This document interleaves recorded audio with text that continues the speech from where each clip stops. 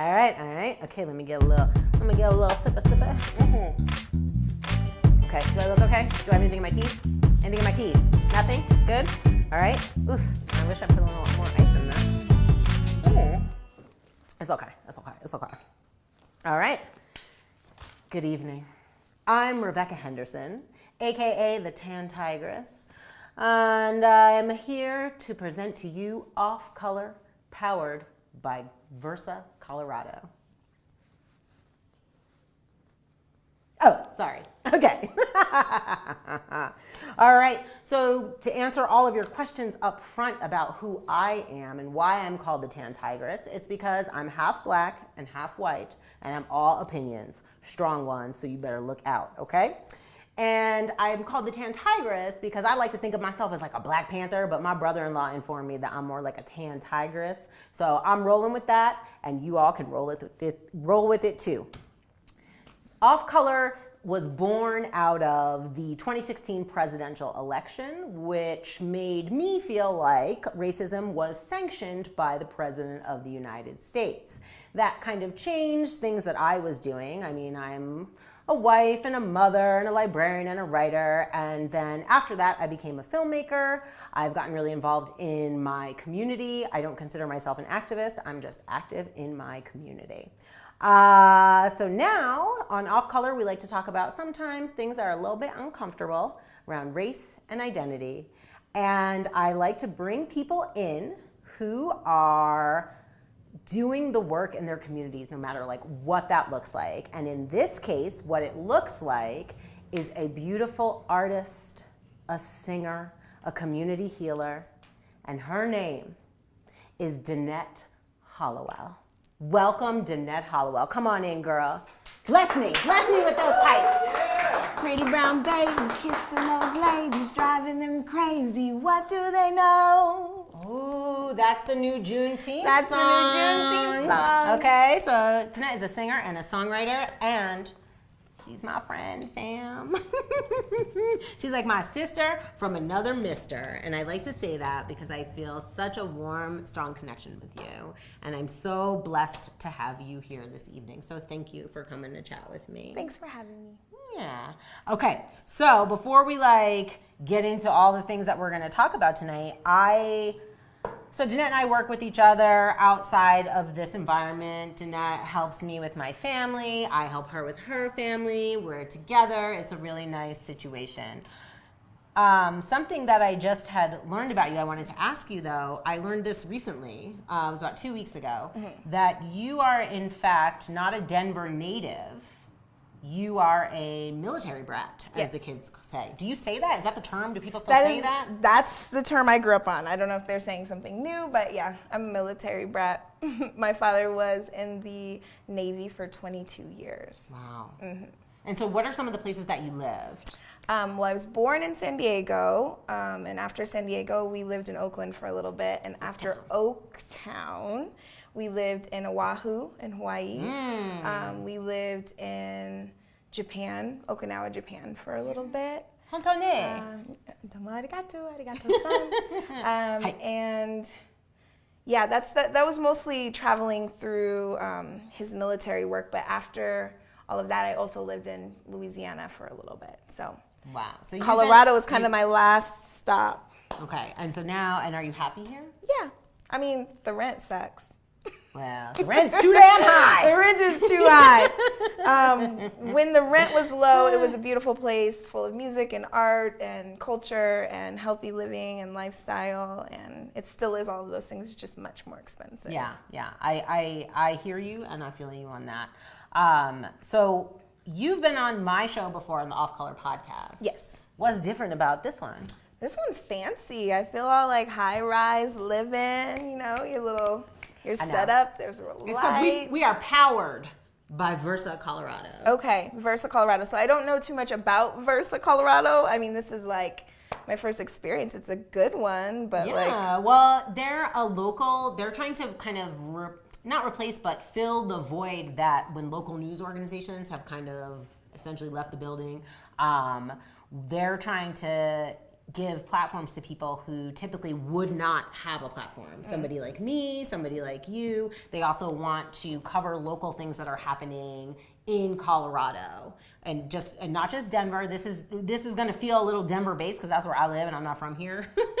But we really want to hear from people from all over Colorado. Nice. So that's kind of, I don't know if that's a good wrap up. Is that a good wrap up, producers? Is that a good description of Versa and what you're doing? Nice. I like it personally because I feel like you'll see stuff here that you wouldn't necessarily see other places, right? Mm-hmm. So I think that's really cool. So I'm really excited that that Off Color is powered by Versa. All right. But I did have one question to ask you about growing up in military, because I felt like when I met you, I felt a good connection with you. And I think as a mixed race person, being half black, half white, like I feel a little bit like out of place, or I'm looking for my community, looking for my space. And you were incredibly welcoming to me when we met. You were super nice. You were just really kind and a lovely person. And I wanted to know if growing up in the military, if that influenced how you interact with people. Yeah, so I have like childhood friends that are like that we believe we grew up together, even though I didn't spend all of my time in those places, in a couple different countries, a couple different states, and just moving to new places. And I love meeting new people, and it probably has something to do with the way that I grew up. But moving to new places, you got to get those people skills sharpened for sure, and you adapt to the culture. And Denver culture was very different than California culture. California culture was very different than Hawaiian culture, different than Japanese culture. But I would say I definitely have friends in all of those places from when we were kids. And it's just, I enjoy it. And I think that it's definitely helped me with my people skills in life to just make people feel comfortable and welcome wherever they're coming from. Well, I want to stop and thank you, baby, for doing that for me as I try to navigate Denver and the social scene. So I really enjoy that. So I want to give it up for Danette Hollowell. All right. Whew. So we do have kind of some stuff to get into tonight. So we are going to be covering, I have a lot of topics, girl. We're going to get into it. I talked a little bit about the history of Off Color, which was brought to us by Dr. Gregory Diggs. Google that later. Okay. We have a few things that we are going to talk about. Number one, we're going to talk about, we might spend the whole time talking about this. We're going to talk about some conspiracy theories. Okay. Right. So a lot of stuff has been going on right now in the country, and a few things. So first I'm going to go national, and then I'm going to go a little bit local, if that's okay. Is that okay? So the first thing I wanted to talk about, it's not a conspiracy theory necessarily, but there have been 3 churches in a Louisiana parish that were burned.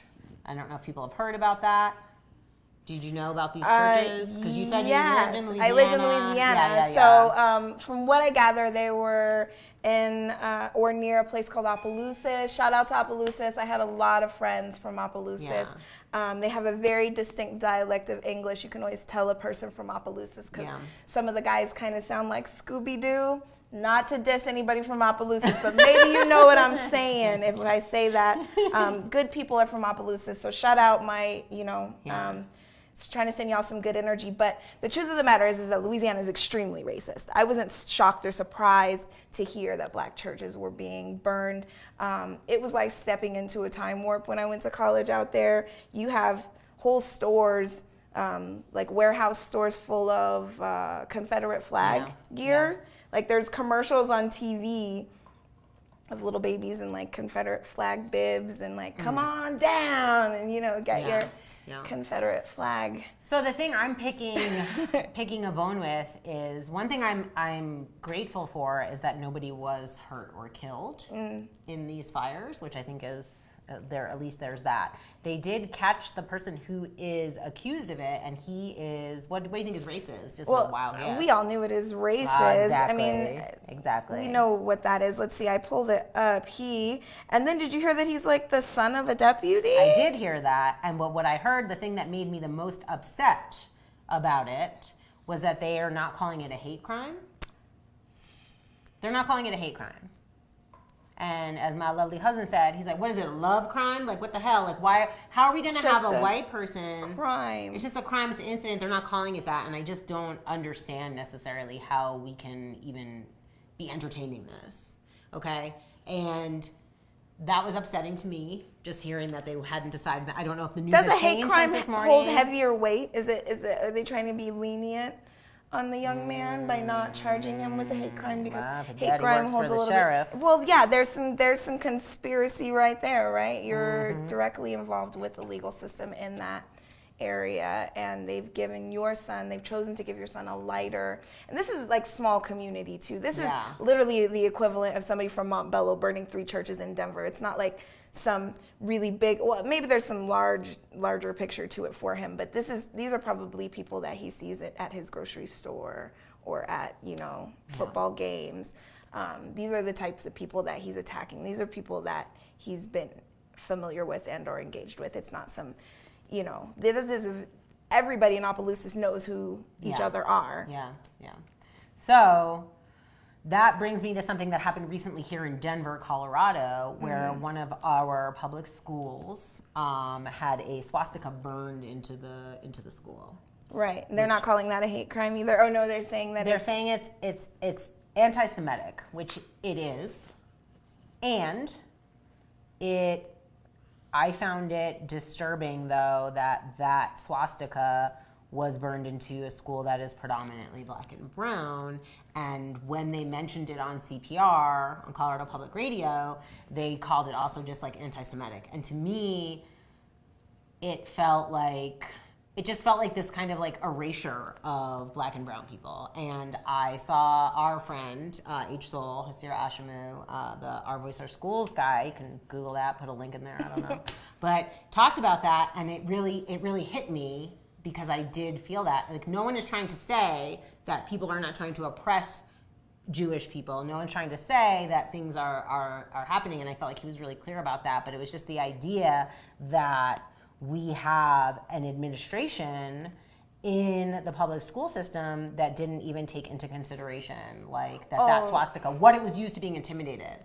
And who it was intimidating. It was intended to intimidate. Well, I'm sure that if somebody were to escalate a crime like burning a swastika into school to the next, what would be the next escalation? Well, we can just look at the history of Denver. We know what the next escalation move would be. It would be to bring a gun to that school, right? So then you've got to think in terms of, well, if he's only targeting Jewish people with his swastika, does that mean that he would come into a school and threaten and or hurt and abuse only Jewish children at a school that's mostly children of color, black and brown children? So I think that calling it anti-Semitic was a glazing over. It was like a whitewashing of a crime that was a direct threat to much more people than the Jewish community. Including them as well. Including them. But a swastika on a school for black and brown children is not a direct threat to the Jewish community. It's a direct threat to all of those children in that school. Right. Yeah. So it was just something that I wanted people to think about, and I know we're pretty much like in agreement on that. I wasn't sure if anyone has are there any comments? Anybody checking that? I'm a little uncomfortable with the back and forth that I have seen between the Jewish community and or communities of color, and sort of what you said earlier, the hierarchy of pain, or who's being targeted by what and in what ways. And I've felt very uncomfortable by those exchanges, and I don't really know what else to say about that. But I think I'm not in competition with Jewish people around my targets or my experiences. No, and I think that's the thing. It's like oppression anywhere is wrong, okay? And that's it. Like, that's the end of it, right? Is that it's wrong anywhere, but we just want people to kind of think about that just a little bit. Like, who's teaching your children, and what are they thinking about, okay? All right. So, next up, okay? Conspiracy theories. Dun, dun, dun. Dun, dun, dun. Okay, so I wanted to talk about this because the reason I wanted to get into this topic is, one, because of a couple conversations that we've had together when we were not on mic or doing anything. Right, we were getting to know each other. Yeah, like as our friendship is progressing, right? And that's fine. But we had a conversation that I felt like was a little bit, like I just didn't expect it from you. when we started talking about vaccinations. Dun, dun, dun. Okay? So I had said I'm not an anti-vaxxer. I don't know if I'm like pro-vaccination. I just like take my kid to the doctor and get him vaccinated, and I go by the American Medical Society standards, right? And so I don't want to spend too much time on this because I know it will get like really hot. But I do feel like I want to talk about why you are suspect of vaccinations. And can you just say, like, because how many children do you have, Jeanette? I have 2 children. And are they vaccinated against, for example, the measles? Yes, they are vaccinated against the things they must get vaccinated for to enroll in a public school in Colorado or to play a sport, a contact sport. Right. So things like staph and hepatitis, they are absolutely vaccinated against. Yeah. So you believe in vaccinations, that the science behind them is real, or yes, yes, sure, okay. However, you told me when we had this conversation, you were like, "Oh, I didn't vaccinate my kids." You said that to me, and remember, me and my husband were like, right? We kind of had a freak out. And then what did you tell me the rest of that story? I want people to hear the rest of that. I got my kids all the basic stuff. When we were talking about that, I think it was like in a response to like a whooping cough commercial or something. But I do see a lot more commercials for medications and vaccinations and shots than I used to see.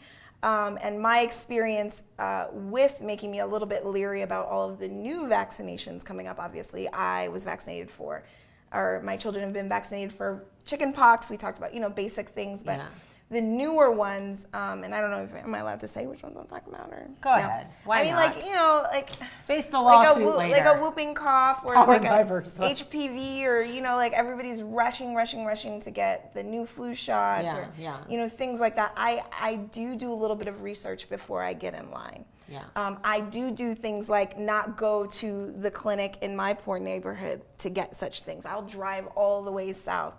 I do have some concerns about the access that I, as a Black woman with Black children, have to adequate health care, to decent health care, to quality health care in my own communities. And I have some reservations about just signing up for whatever anybody tells me to sign up for without doing my own research. Now, the problem that I run into is that when I've done some research, it's sort of discredited by everybody in the medical system or like the healthcare system, like, oh no, you don't know what you're talking about, and that's just ignorant. And I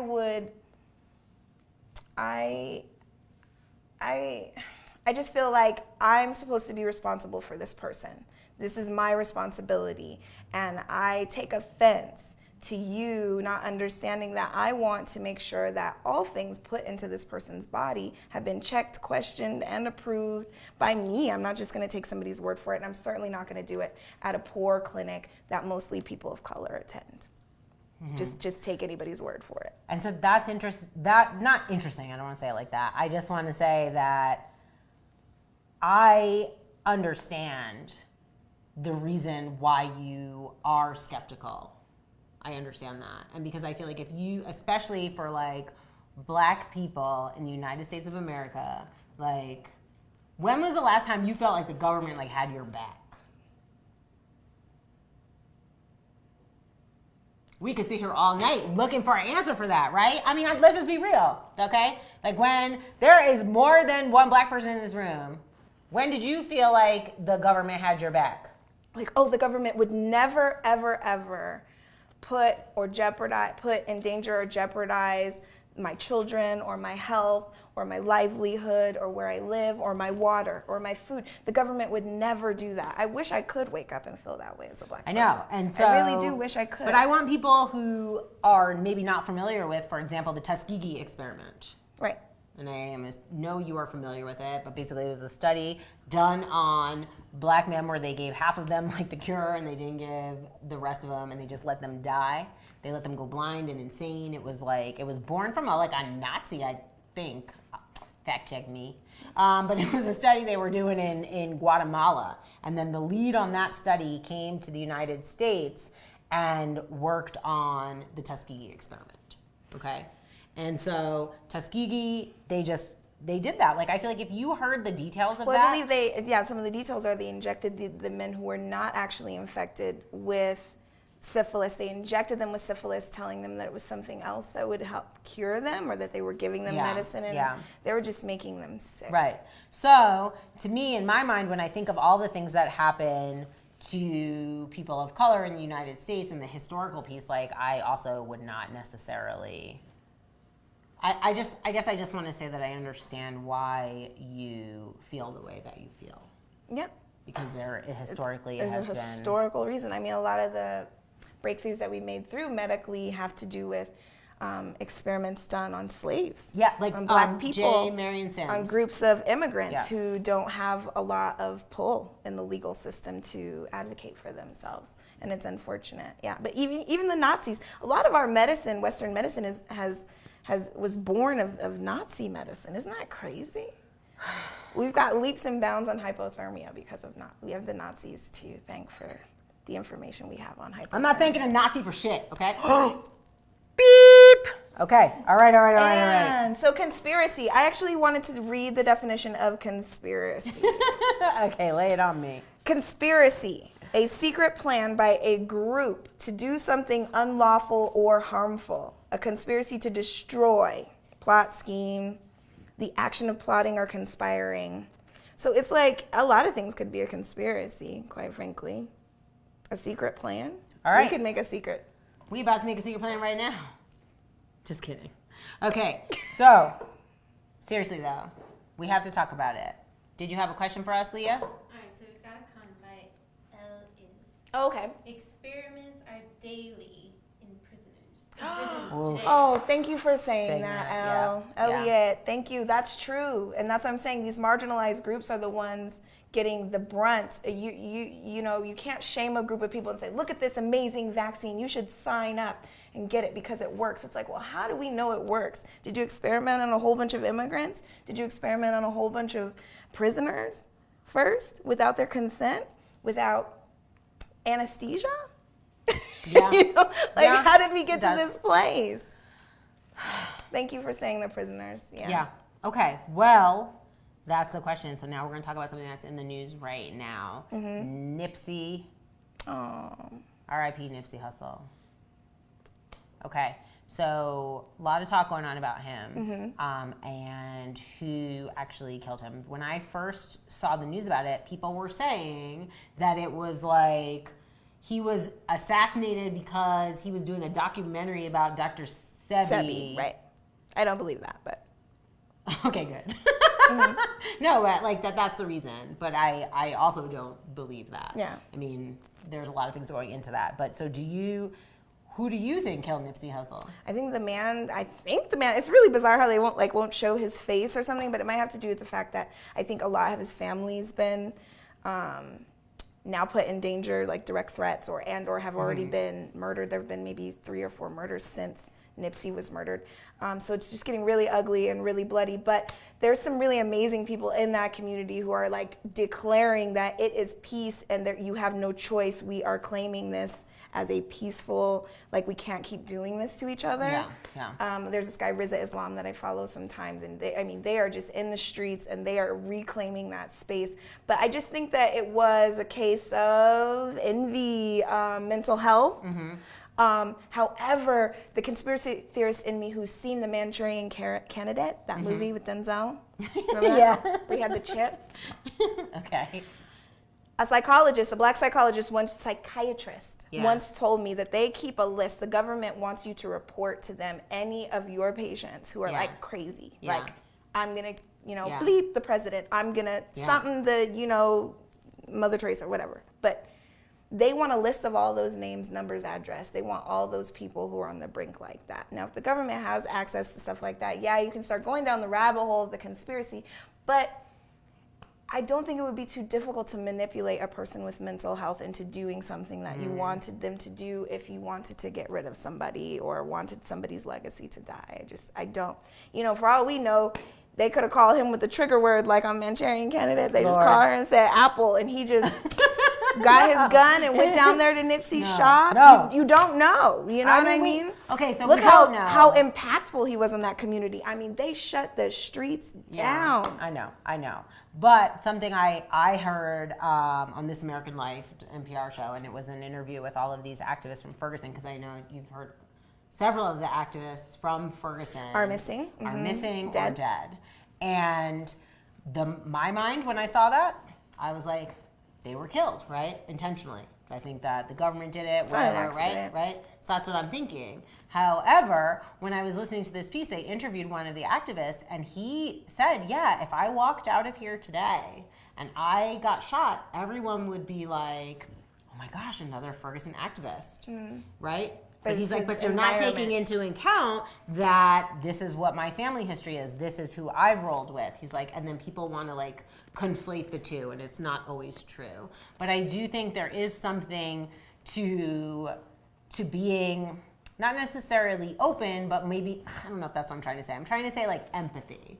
Like I want people to just try to understand where like the other person is coming from, and we're like in our little bubble, right? Like in general, right? Because you and I are try to keep it positive, right? You know, like-minded people. Right. However, when we disagree on something or when we have a conversation about it, I want people to feel empowered to have a conversation and know that maybe you're not gonna like agree, but to understand like where people are coming from. So like I really appreciate you like being ready to like talk about that.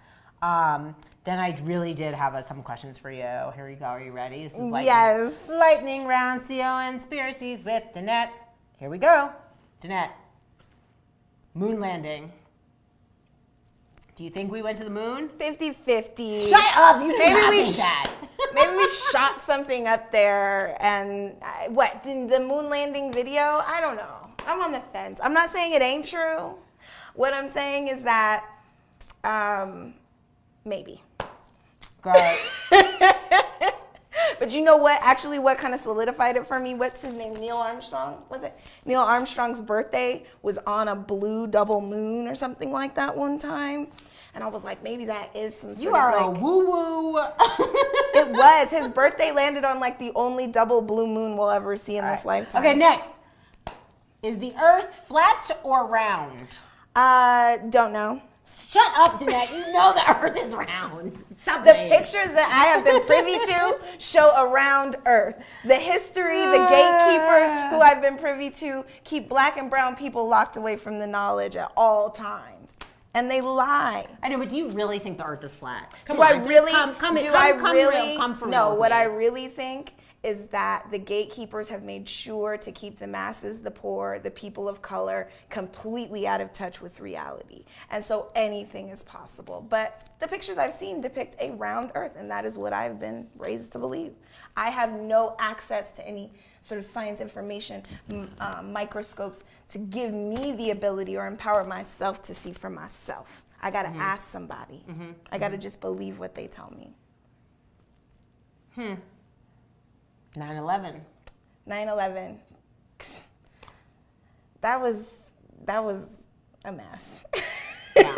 Okay. No, but do you think 9/11 happened? What do you mean? Like there are people that don't believe that it's like fake. Oh, no, it happened. It happened. All right. Yeah. Okay. The buildings were there, now they're not. All right. I'll take that one. Do you think that Jay-Z and Beyonce are the head of the Illuminati? No. I think they are. I feel like if they were, like we wouldn't know about it or something, right? Like if it's a secret society, why can't I look it up on YouTube? I think I started that rumor myself right now. But I think that power does corrupt, and that, I hope that they're using it. It seems like they're using it for the good, but I think that there's plenty of people who probably are not using their power for the betterment of people. Okay. Yeah. All right. No Illuminati. Ready? Okay. Obama. Secret Muslim? I don't think so. You didn't say that with any confidence. Do you think Obama was not born in the United States of America? Even though So here's where it's coming from. My father was a chaplain in the military. Okay. So I grew up going to different countries, different cities, practicing faiths and spending time with people in many different faiths. So I don't want to say, I know for a fact Obama's not a Muslim, maybe Obama has spent time with Islamic people, which it sounds like he may have. He has some ancestors who may be Muslim, yes, his family. And maybe some of that Islamic tradition resonated with him. Maybe he chose to pray with them at some point, and the minute you say Obama's not a Muslim, then the picture shows up of him, having an Islamic, at an Islamic event. That doesn't necessarily make him a Muslim. I don't know who Obama prays to. You know what I'm saying? Yeah. Do you think Obama was born in the United States?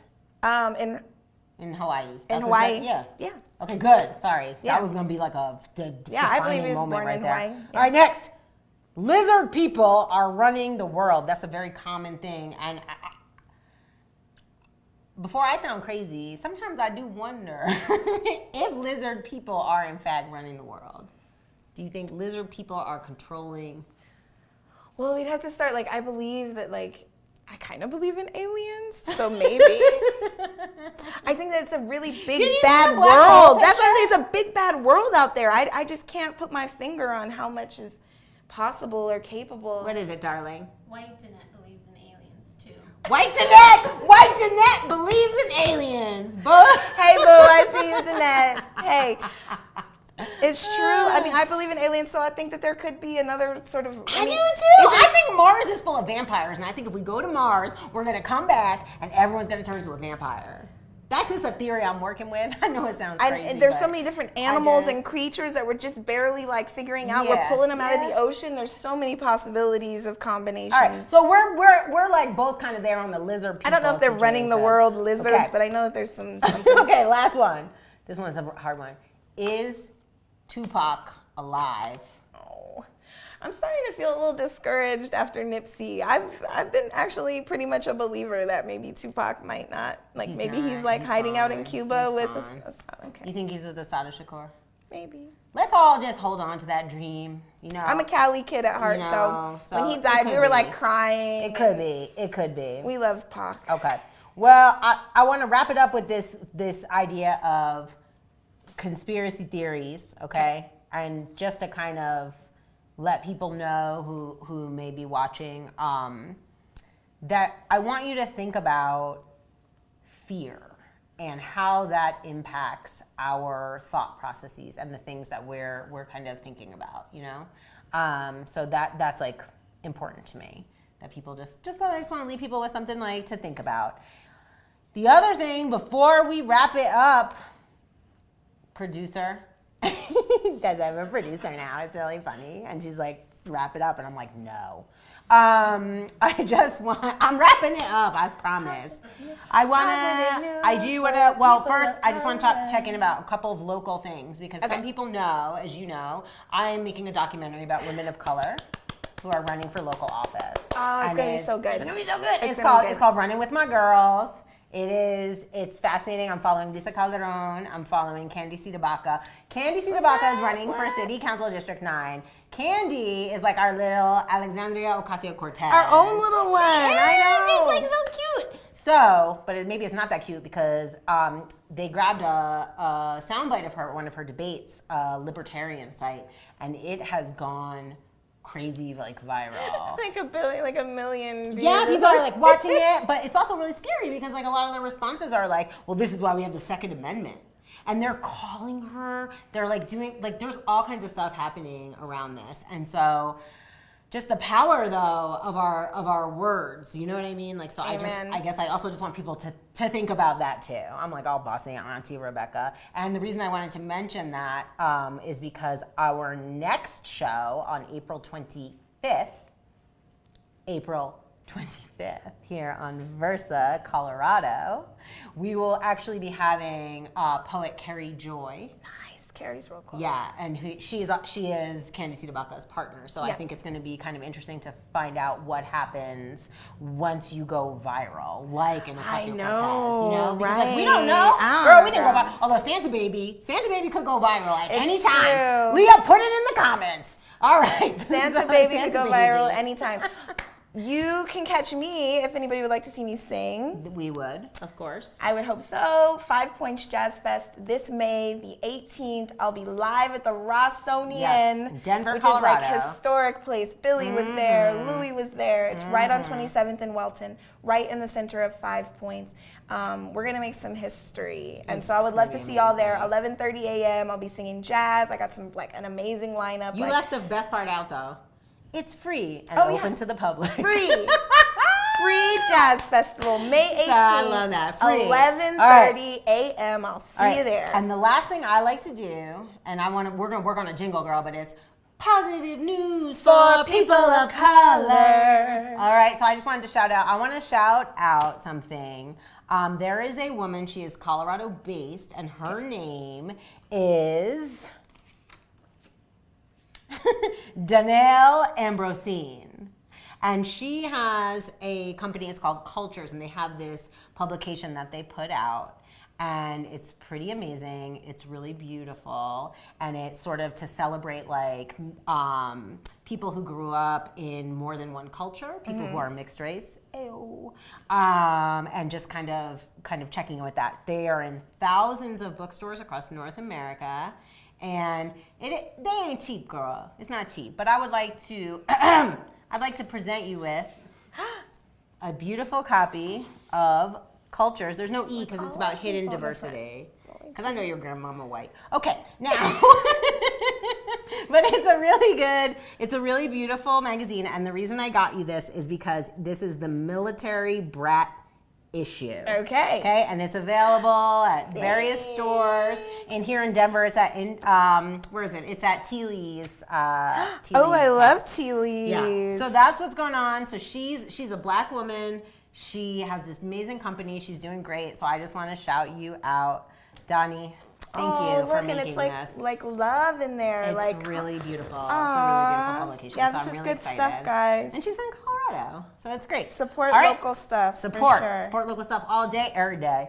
Support Versa, Colorado. Versa, I'm like messing it up, you guys. I don't even know what I'm doing. Thank you so much. Thank you so much, and we'll catch you May 18th at 11:30 a.m. at the Rossonian here in Denver at the 5 Points Jazz Festival. We'll see the rest of you April 25th at 8 p.m. And you can, if you missed it, just watch it again. I'll put it on YouTube or something. Sing it for me, girl. Who am I? Who am I? Who am I?